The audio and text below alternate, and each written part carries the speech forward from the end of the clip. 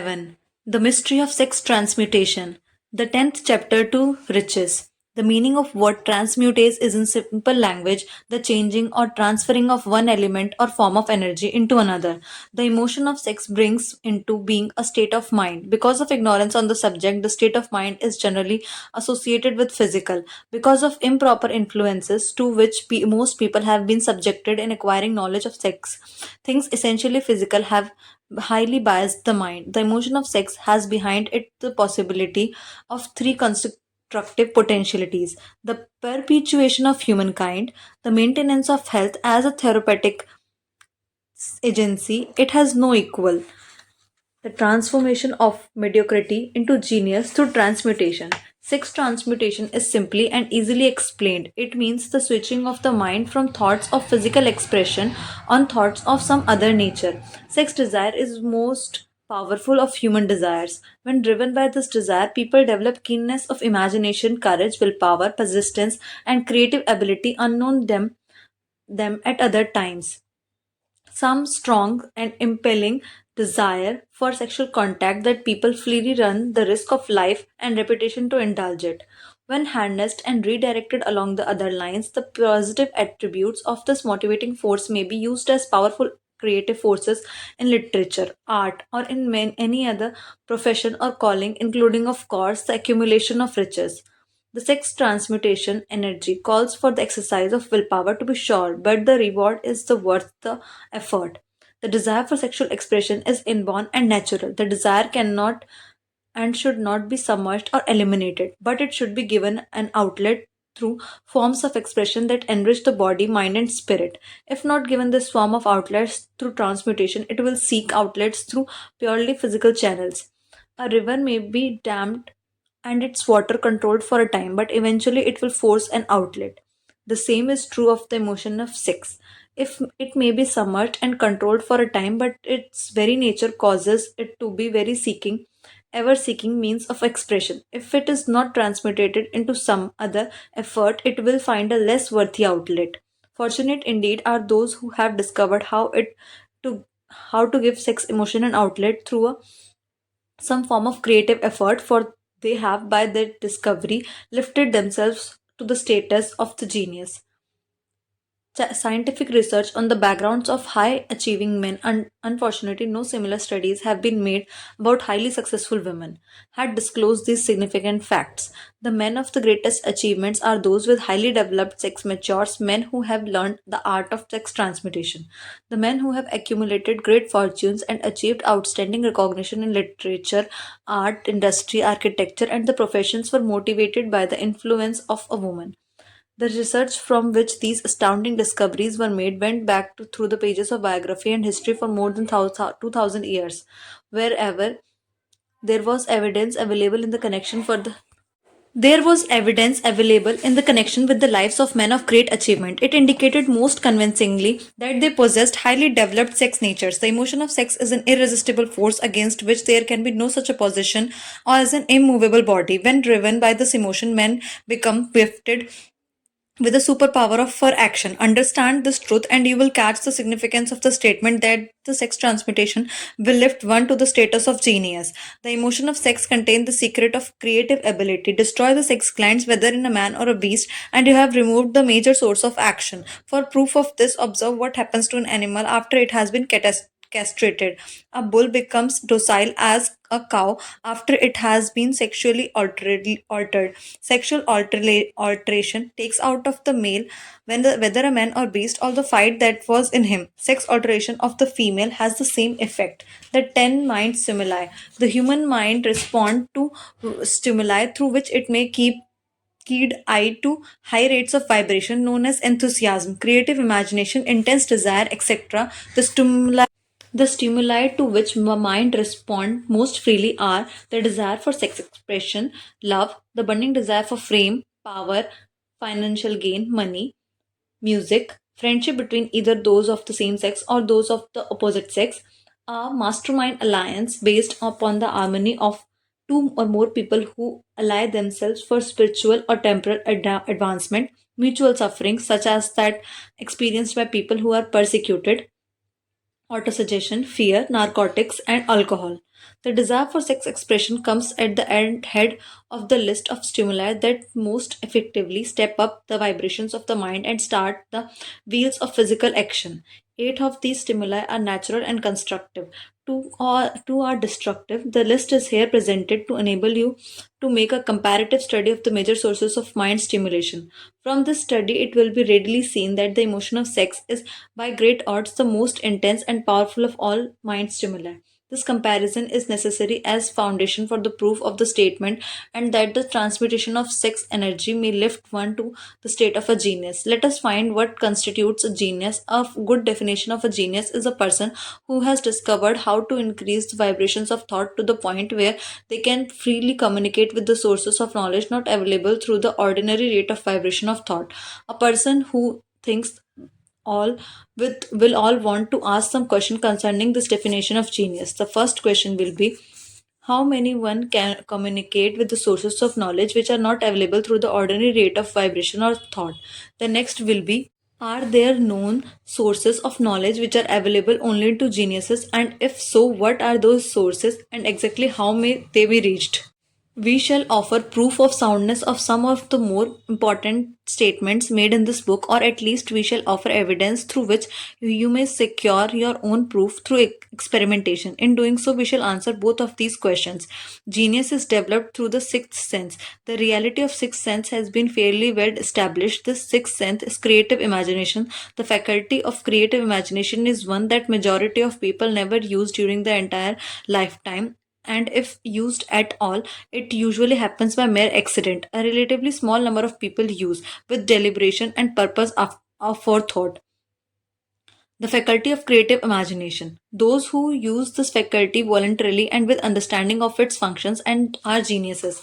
The faculty of the creative imaginations is the direct link between the finite of human and infinite intelligence, also called revelations, referred to the realm of religion, and all discoveries of basic or new principle in the field of invention take place through the faculty of creative imagination. When ideas or concepts flash into one's mind through what is popularly called a hunch, they come from one or more of the following sources: infinite intelligence, the subconscious mind in which is stored every sense impression and thought impulse that ever reach the brain through any of the five senses; the mind of the some other person who has just released the thought or picture of the idea or concept through the conscious thought; the other person's subconscious storehouse. There are no other known sources from which inspired ideas or hunches may be received. The creative imagination functions best when the mind is vibrating due to some form of mind stimulation at an exceedingly high rate.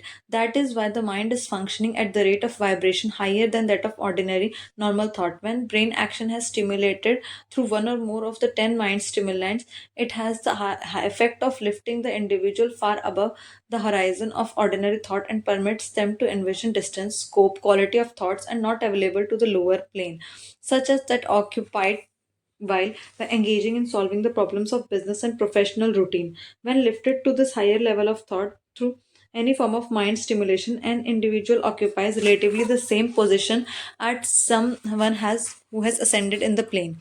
While some are still on the grounds, they may see over and beyond the horizon line, which limits their vision. Moreover, while on this higher level of thought, the individual is not hampered or bound by any of the stimuli that circumscribe and limit their vision while wrestling with the problems of gaining the three basic necessities of food, clothing, and shelter. They are in the world of thought in which the ordinary, a work day thoughts have been as effectively removed as are the hills, valleys, and other limitations of physical vision when rising in an aeroplane. While on this exalted plane of thought, the creative faculty of the mind is given freedom for action.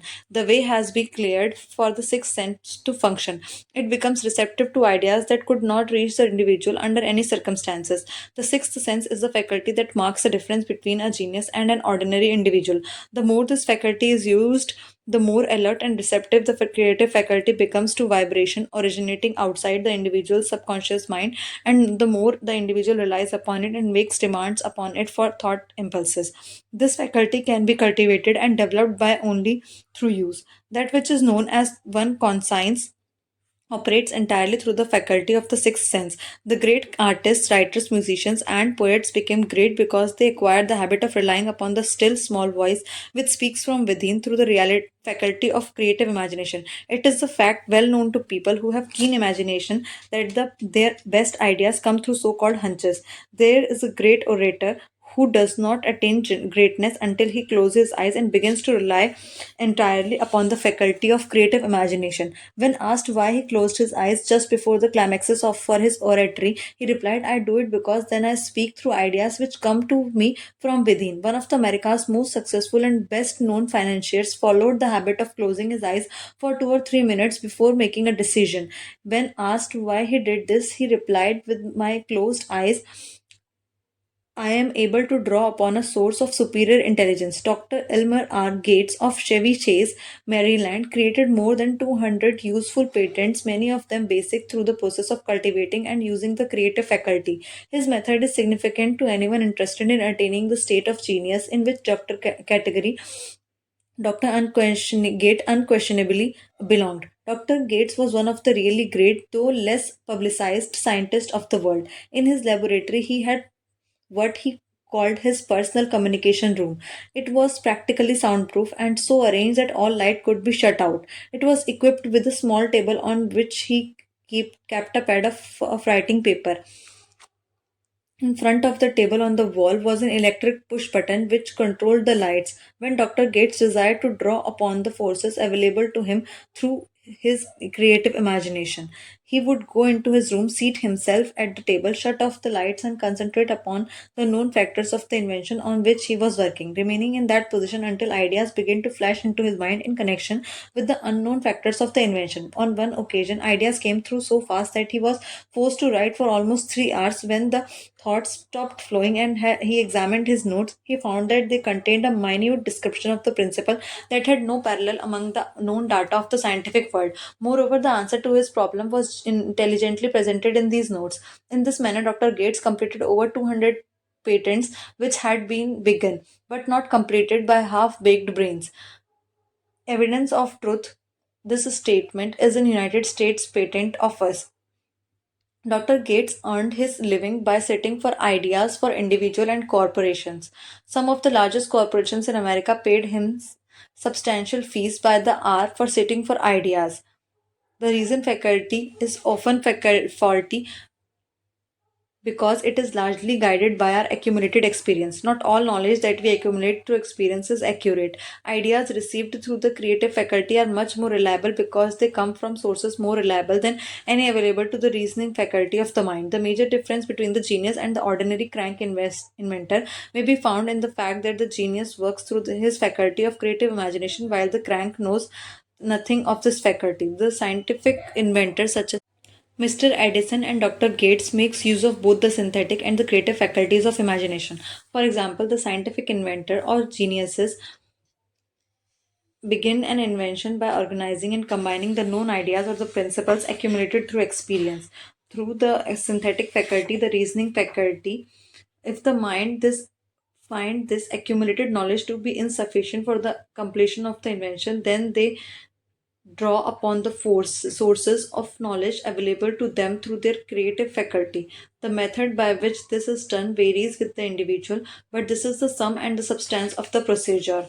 First, they stimulate their minds so that they vibrate on a higher than average plane, using one or more of the 10 mind stimulants or the some other stimulant of their choice. Second, they concentrate upon the known factors, the finished part of the invention, and create in their minds a perfect picture of unknown factors, the unfinished part of the invention. They hold this picture in mind until it has been taken over by the subconscious mind and then relax by clearing their minds of all thought and wait for the answer to pop up. Sometimes the results are both definite and immediate, at the other times the results are negative, depending upon the state of the development of the sixth sense or the creative faculty. Mr. Edison tried out more than 10,000 different combinations of ideas through synthetic faculty of imagination before he tuned in through the creative faculty and got the answer that perfected the incandescent light. His experience was similar when he produced the talking machine. There is a plenty of reliable evidence that the faculty of creative imagination exists. This evidence is available through accurate analysis of people who have become the leaders in their respective callings without having had extensive education. Lincoln was a notable example of a leader who achieved greatness through the discovery and use of his faculty of creative imagination. He discovered and began to use this faculty as the result of stimulation of love, which he experienced after he met Anne Rutledge. The pages of history are filled with the records of great leaders whose achievements may be traced directly to the influence of women who aroused the creative faculties of their minds through the stimulation of sex desire. Napoleon Bonaparte was one of those. When inspired by his first wife Josephine, he was irresistible and inconvincible. When his better judgment or reasoning faculty prompted him to put Josephine aside, he began to decline. His defeat and St. Helena were not far distant. If good taste would permit, we might easily mention scores of well known women and men who climbed the great heights of achievements under the stimulating influence of their wives, only to drop back to the destruction after money and power went to their heads and they put aside the old wife for a new one. Napoleon was not the only man to discover the influence from the right source is more powerful than any substitute of expediency which may be created by mere reason. The human response to stimulation. Among the greatest and most powerful of these stimuli is the urge of sex. When harnessed and transmuted, this driving force is capable of lifting people into a higher sphere of thought that enables them to master the sources of worry and petty annoyance that beset their pathway on the lower plane. Unfortunately, only the geniuses have made the discovery. Others have accepted the experience of sex urge without discovering one of its major potentialities, a fact that accounts for the greater number of others as compared to limited number of geniuses. Sex energy is the creative energy of all geniuses. There never has been and never will be a great leader, builder, or artist lacking in this driving force of sex. Surely no one will misunderstand these statements to mean that all who are highly sexed are geniuses. One attains to the status of geniuses only when and if one's mind is stimulated so that it draws upon the forces available through the creative faculty of imagination. Chief among the stimuli with which the stepping up of the vibrations may be produced is sex energy. The mere possession of this energy is not sufficient to produce a genius. The energy must be transmitted from desire for physical contact into some other form of desire and action before it will be lift one status to another of a genius. Far from becoming geniuses because of great sex desire, all too many people lower themselves through misunderstanding and misuse of this great force to the status of the lower animals. Why people seldom succeed before 40. I discovered from the analysis of over 25,000 people that those who succeed in an outstanding way. Why people seldom succeed before 40. I discovered from the analysis of over 25,000 people that those who succeeded in an outstanding way seldom to do so before the age of 40. More often, they do not strike their real peace until they are well beyond the age of 50. This fact was so astounding that it prompted me to go into the study of its cause most carefully, carrying the investigation over a period of more than 12 years. The study disclosed that major reason why the majority of people who succeed did not begin to do so before the age of 40 to 50 is this tendency to dissipate their energies through overindulgence in physical expression of the emotion of sex. Most people never learn that the urge of sex has other possibilities which far transcend in importance that move more physical expression. The majority of those who make this discovery to do so after having wasted many years when the sex energy is at its height, the prior to the age of 45 to 50. This is usually followed by the noteworthy achievement. The lives of many people up to and sometimes well past the age of 40 reflect a continued dissipation of energies which could have been more profitably channeled. Their finer and more powerful emotions are sown widely to four winds. Out of this habit grew in the term sowing one's old wide oats. The desire for sexual expression is by far the strongest and the most impelling of all human emotions. For this very reason, the desire, when harnessed and transmuted into action other than its physical expression, may raise one to the status of genius. One of the America's most able businessmen frankly admitted that his attractive secretary was responsible responsible for most of the plans he created. He confessed that her presence lifted from him to heights of creative imagination such as he could experience under no other stimulus. History is lacking History is not lacking in examples of people who attained the status of geniuses as the result of using artificial mind stimulants in the form of alcohol and narcotics. Edgar Allan Poe wrote The Raven while under the influence of alcohol, dreaming dreams that mortal never dared to dream before.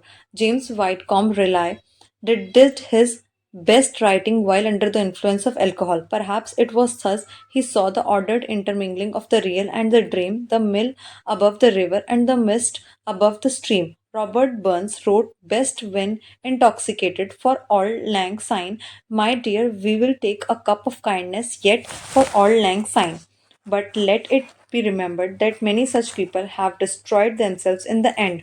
Nature has prepared her own potions with which people may safely stimulate their minds so they vibrate on a plane that enables them to tune into fine and rare thoughts from the great unknown. So, no satisfactory substitute for nature's stimulants has ever been found. Psychologists recognize that there is a very close relationship between sex desires and spiritual urges, a fact which accounts for the peculiar behavior of people who participate in the orgies known as religious revivals. Common among the primitive types, the world is ruled and the destiny of civilization is established by human emotions. People are influenced in their actions not by reason so much as by feelings. The creative faculty of mind is set into action entirely by emotions and not by cold reason.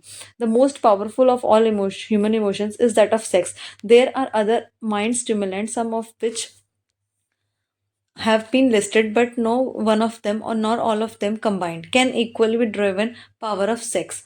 A mind stimulant in any influence that will either temporarily or permanently increase the vibrations of thought. The 10 major stimulants described as the most commonly resorted to. Through these sources, one may commune with infinite intelligence or enter at will the storehouse of the subconscious mind, either one's own or that of another person. A teacher who has trained and directed the efforts of more than 30,000 sales people made the astounding discovery that highly sexed people are most efficient sales representatives. The explanation is that the factor of personality known as personal magnetism is nothing more or less than sex energy. Highly sexed people always have a plentiful supply of magnetism. Through the cultivation and understanding, this vital force may be drawn upon and used to great advantage in the relationship between people. This energy may be communicated to others through the following media: the handshake. The touch of the hand indicates instantly the presence of magnetism or the lack of it. Second, the tone of voice, magnetism, or sex energy is the factor with which the voice may be colored or made musical or charming. Third, posture and carriage of the body. Highly sexed people move briskly with the face and ease. Fourth, the vibrations of the thought, and highly sexed people mix the emotions of sex with their thoughts or made to do so at will, and in that way may influence those around them.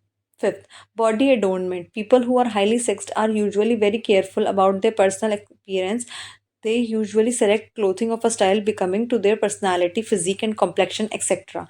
When employing salespeople, the more capable sales manager looks for the quality of a personal magnetism as the first requirement for the job. People who lack sex energy will never become enthusiastic nor inspire others with enthusiasm, and enthusiasm is one of the most important requisites in salesmanship. No matter what one is selling, the public speaker, orator, preacher, lawyer, or salesperson who is lacking in sex energy is a flaw as far as being able to influence others is concerned. Couple with this the fact that most people can be influenced only through an appeal to their emotions, and you will understand the importance of sex energy as a part of the salesperson's nature ability. Master sales representatives attain the status of the mastery in selling because they either consciously or unconsciously transmute the energy of sex into sales enthusiasm. In this statement may be found a very practical suggestion as to the actual meaning of sex transmutation. Salespeople who know how to take their minds off subject of sex and direct it in sales effort with as much as enthusiasm and determination as they would apply to its original purpose have acquired the art of sex transmutation. Whether they know it or not, the majority of salespeople who transmit their sex energy do so without being in the least aware of what they are doing or how they are doing it. Transmutation of sex energy calls for more willpower than the average person cares to use for this purpose. Those who find it difficult to summon willpower sufficient for transmutation may gradually acquire this ability. The reward for the practice is more than the worth effort. The entire subject of sex is one of which the majority of people appear to unpardonably ignorant. The urge of sex has been grossly misunderstood, slandered, and burlesqued by the ignorant and the evil minded for so long that the very word sex is seldom used in the polite society. Men and women who are known to be blessed, yes, blessed with highly sexed natures, are usually looked upon with suspicion. Instead of being called blessed, they are usually called cursed. Millions of people, even in the stage of enlightenment, have developed inferiority complexes because of this false belief that highly sexed nature is cursed.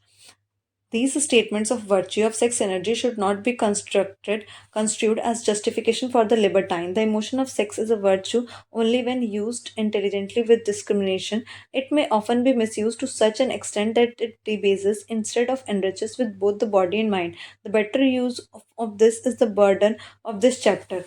It seemed quite significant to the author when he made the discovery that practically every great male leader whom he had the privilege of analyzing was a man those whose achievements were largely inspired by a woman. In many instances, the woman in the case was a modest and self-denying wife, or of him the public had heard little or nothing. In few instances, the sources of inspiration has been traced to the other woman. Perhaps such cases may not be entirely unknown to you. Incompetence, intemperance, and sex habits is just as detrimental and interference in habits of drinking and eating. In this age and in which we live, an age that began with the World War I, the intemperance in habits of sex is common. This orgy of indulgence may account for the shortage of great leaders. No one can avail forces of creative imagination while dissipating them. Humans are the only creatures on the earth that violate nature's purpose in this connection. Every other animal indulges its sex nature in moderation and with the purpose that harmonizes with the laws of nature. Every other animal responds to the call of sex only in season. The human inclination is to declare open season. Every intelligent people knows that stimulation in excess through alcoholic drink and narcotics is a form of intemperance that destroys the vital organs of the body, including the brain. Not every person knows, however, the overindulgence in sex expression may become a habit as destructive and as detrimental to creative effort as narcotics or alcohol. A sex made person is not essentially different to dope mad person. Both have lost control over their faculties of reason and willpower. Sexual overindulgence may not only destroy reason and willpower, but it may also lead to either temporary or permanent insanity. Many cases of hypochondria, imaginary illness, grow out of habits developed in ignorance of true function of sex. From these belief references to the subject, it may be readily seen that ignorance of the subject of sex transmutation forces stupendous penalties on the one hand and with the holds equally stupendous benefits on the other. Widespread ignorance about sex is due to the fact that the subject has been surrounded with mystery and beclouded by dark silence. The conspiracy of mystery and silence has increased curiosity and desire to acquire more knowledge on this verboten subject. To the shame of all lawmakers, most physicians, by training best qualified to educate youth on that subject. Such information has not been easily available. Seldom does an individual embark upon highly creative effort in any field of endeavor before the age of 40. For the average person, the greatest capacity is to create between 40 and 60. These statements are based upon careful analysis of those thousands of men and women. They should be encouraging to those who failed to arrive before the age of 40 and to those who became are frightened at the approach of the old age around the 40-year mark. The years between 40 and 50, as a rule, the most fruitful. One should approach this age not with the fear and trembling, but with the hope and eager anticipation. If you want evidence that most people do not begin to do their best work before the age of 40, study the records of successful people and you will find it. Henry Ford had not hit his pace of achievement until he passed the age of 40. Andrew Carnegie was well past 40 before he began to reap the reward of his efforts. James J. Hill was still running a telegraph key at the age of 40. His stupendous achievements took place after that age. Biographies of industrialists and financiers are filled with the evidence that the period from 40 to 60 is the most productive age. Between the ages of 30 and 40, one began to learn, if one ever learns, the art of sex transmutation. This discovery is generally accidental. The people who make it are totally unconscious of this discovery. They may observe that their powers of achievement have increased around the age of 35 to 40, but in most cases, they are not familiar with the cause of this change. That nature changes begins to harmonize the emotions of love and sex in the individual between the ages of 30 and 40, so that they may draw upon these great forces and apply them jointly as stimuli to action. Sex alone is a mighty urge to action, but it forces like a cyclone. They are often uncontrollable. When the emotion of love begins to mix itself with the emotion of sex, the result is calmness of purpose, poise, accuracy of judgment, and balance. What person who has reached the age of 40 is so unfortunate as to be unable to analyze these statements and to corroborate them by personal experience? Love, romance, and sex are all emotions capable of driving people to heights of super achievement. Love is the emotion that serves as a safety valve and that ensures balance, poise, and constructive effort.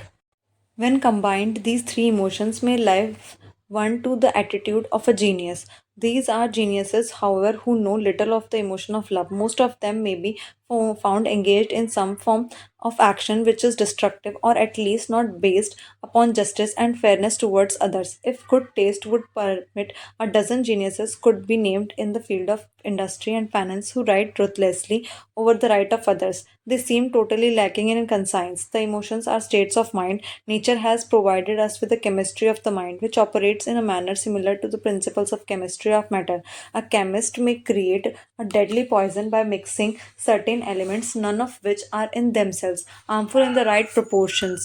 The emotions may likewise be combined to create a deadly poison. The emotions of sex and jealousy, when mixed, may turn a person into an insane beast. The presence of any one or more of the destructive emotions in the humankind through the chemistry of the mind sets up a poison that may destroy one's sense of justice and fairness. In extreme cases, the presence of any combination of these emotions in the mind may destroy one's reason.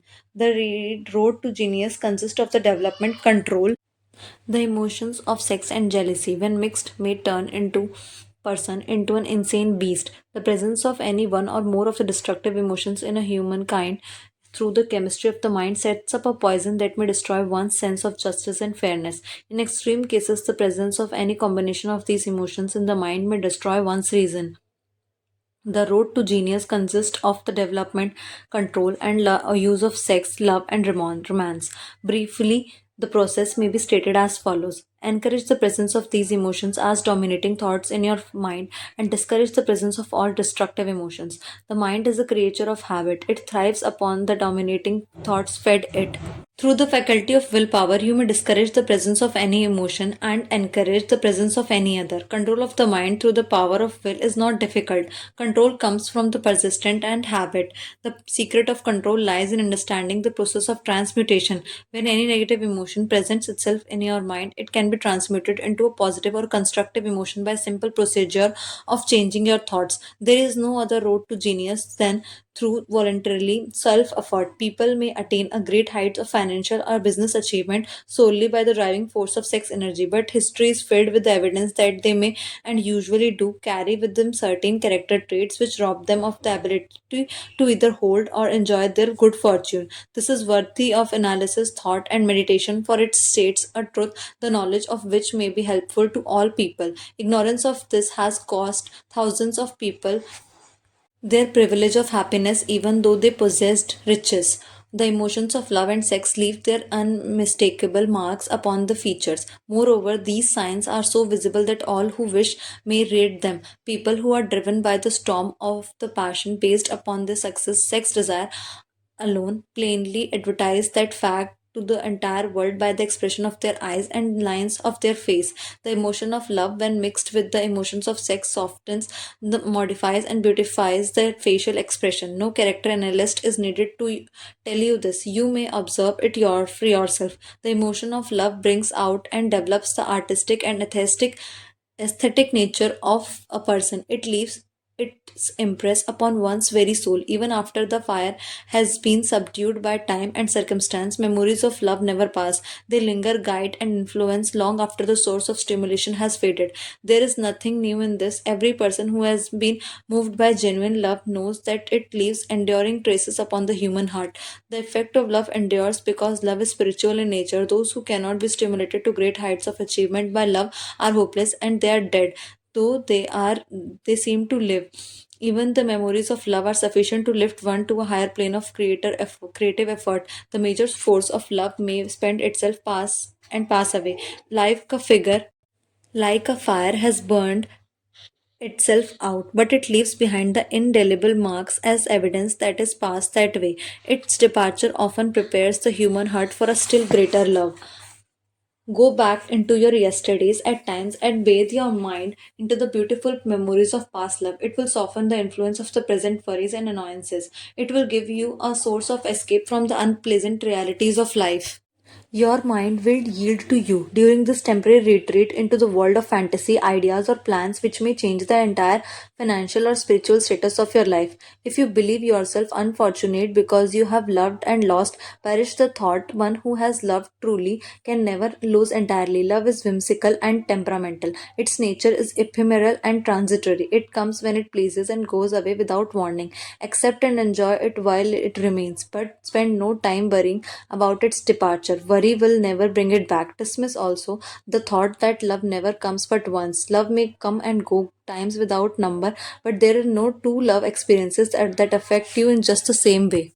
There may be, and there usually is, one love experience that leaves a deeper imprint on the heart than all others. But all love experiences are beneficial except to one person who becomes resentful and cynical when love makes its departure. There should be no disappointment over love, and there would be one if the none of the people understood the difference between emotions of love and sex. The major difference is that love is spiritual while sex is biological. No experience that touches the human heart with a spiritual force can possibly be harmful except through ignorance or jealousy. Love is without question life's greatest experience. It brings us into it brings us into communion with infinite intelligence. When mixed with the emotions of romance and sex, it may lead us far up the ladder of creative effort. The emotions of love, sex, romance are sides of eternal triangle of achievement, building genius. Nature creates geniuses through no other force. Love is an emotion with many sides, shades, and colors. The love one feels for parents or children is quite different from that which one feels for one's sweetheart. One is mixed with the emotions of sex while other is the not. The love one feels is true friendship is not the same as that of felt for one's sweetheart, parents, or children, but it too is a form of love. Then there is the emotion of a love of things inanimate and such as the love for nature's handiwork. But the most intense and burning of all these various kinds of love is that experienced in the blending of emotions of love and sex. Marriages is not blessed with the eternal affinity of love, properly balanced and proportioned with sex, cannot be happy ones and seldom endure. Love alone will not bring happiness in marriage, nor sex alone. When these two beautiful emotions are blended, marriage may be bring about a state of mind closest to the spiritual that one may ever know on this earthly plane. When the emotion of romance is added to those of love and sex, the obstructions between the finite mind of a man and infinite intelligence are removed, then a genius has been born. What a different story is this to those usually associated with the emotion of sex. Here is an interpretation of the emotion that lifts it out of the commonplace and makes it potter's clay in the hands of the god, from which he fashions all that is beautiful and inspiring. It is an interpretation that would, when properly understood, bring harmony out of the chaos and that exists in too many marriages. This harmonizes, often expressed in the form of nagging, may usually be traced to lack of knowledge on the subject of sex. Where love, romance, the proper understanding of the emotion, and the function of sex abide, there is no disharmony between married people.